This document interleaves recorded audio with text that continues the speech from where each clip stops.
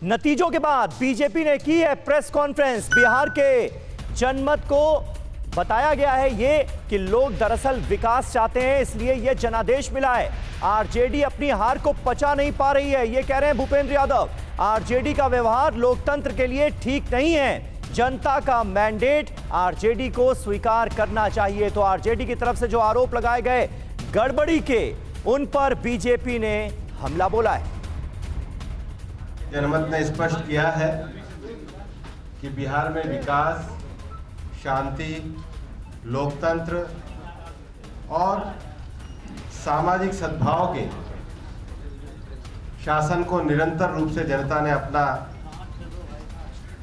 पूरा समर्थन दिया। लेकिन हम एक बात ये कहना चाहते हैं कि राष्ट्रीय जनता दल को, उनको शायद अपनी हार पच नहीं रही है। लगातार उन्होंने एक भ्रम फैलाने की कोशिश करी।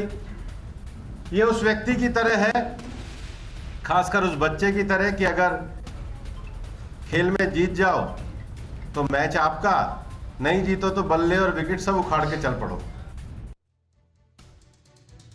तो जनादेश का अपमान किया जा रहा है, आरजेडी की तरफ से यह आरोप लगाया जा रहा है भारतीय जनता पार्टी की तरफ से। लेकिन देखिए, हमारे तमाम संवाददाता जो कि बिहार पर नजर बनाए थे, इस वक्त हमारे साथ जुड़ चुके हैं। अंजलि मेरे साथ स्टूडियो में मौजूद हैं। तेजस्वी यादव के आवाज से रुपेश कुमार हमारे संवाददाता जुड़ गए हैं और अभिषेक उपाध्याय नीतीश कुमार के आवाज पर पहुंच चुके हैं। बीजेपी हेडक्वार्टर पर दिल्ली में मौजूद है हमारे सहयोगी कुमार कुंदन, और बीजेपी दफ्तर पटना में मौजूद हैं हमारे सहयोगी विपिन चौबे। लेकिन माफ कीजिएगा, आरजेडी के दफ्तर पर और नीतीश आवास का हम सबसे पहले रुख करने वाले हैं, जहां अभिषेक उपाध्याय मौजूद हैं। अभिषेक, निश्चित तौर पर अब सबकी नजरें एक बार फिर नीतीश कुमार की तरफ, और इस बार बीजेपी बड़े भाई की भूमिका में आ गई है। तो तस्वीर कुछ बदल सकती है क्या?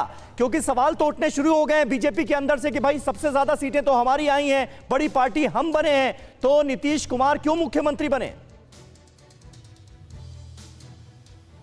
देखिए, फिलहाल के लिए एकदम तय जानिए कि बीजेपी के ऊपर से ये संदेश एकदम क्लियर है कि नीतीश कुमार को लेकर के कहीं कोई समझौता नहीं होना है।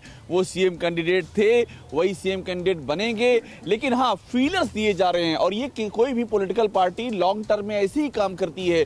ऊपर का नेतृत्व एक बात कहता है, नीचे से फीलर्स कुछ और दिए जाते हैं। और ये भविष्य है, भविष्य में बीजेपी को बिहार में अपना सीएम चाहिए, इससे किसी को इनकार नहीं है। लेकिन अभी आज के हालातों में नीतीश कुमार को ही ये डिसीजन लेना होगा। अगर वो केंद्र में आना चाहते हैं, अगर वो अपनी पारी को, राजनीतिक पारी को रिटायर की ओर लेना चाहते हैं, तो ये उनका फैसला होगा। बीजेपी की ओर से वही सीएम रहेंगे बिहार के, इसमें कोई दो राय नहीं है।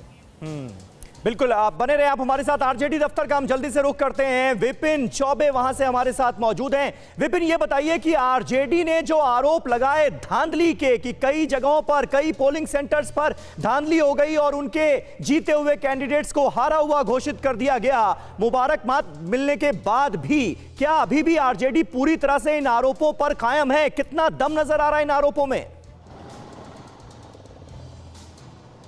देखिए, आरजेडी का जो आरोप था उसको चुनाव आयोग ने अपने रात की प्रेस कॉन्फ्रेंस में खारिज कर दिया था। उसके बाद से इन आरोपों का कोई मतलब नहीं रह जाता है। इन आरोपों को लगाने की वजह यह भी है कि मुकाबला इतना कांटे का था। कई सारी सीटें, लगभग 1 दर्जन के आसपास सीटें ऐसी रही समीर, जहां पर 17 वोट से, जहां 80 वोट से, जहां 100 वोट से, 200 वोट से जीत हुई। तो मुकाबला इतना कांटे का था कि आरजेडी को हार को एक्सेप्ट करने में वक्त लगा। और शायद यही वजह है कि शाम से देखिए एक एक करके स्टेटमेंट चेंज होते गए। पहले मनोज झा ने ये बोला कि हम जीतेंगे, हम सरकार बना रहे हैं, लालटेन शाम को जलती है इसलिए इंतजार करिए। फिर उन्होंने कहा कि अधिकारी साथ नहीं दे रहे हैं। फिर उन्होंने कहा कि सीएम ऑफिस से फोन करके प्रेशर बनाया जा रहा है। फिर इलेक्शन कमीशन पे सवाल उठा दिया। तो स्टेटमेंट जैसे जैसे जनादेश आता गया, हाँ, स्टेटमेंट चेंज होता गया। लेकिन ये हकीकत है कि वो चुनाव हार चुके हैं और अब उन्हें इस जनमत को स्वीकार कर लेना चाहिए। बिल्कुल, जनमत को स्वीकार कर लेना चाहिए और जनादेश सर्वोपरि है। धुआं धुआं सा ये शहर क्यों दिखता है, सुना है बाजार में धुएं का सामान बिकता है। ये दिवाली सिर्फ दिए वाली।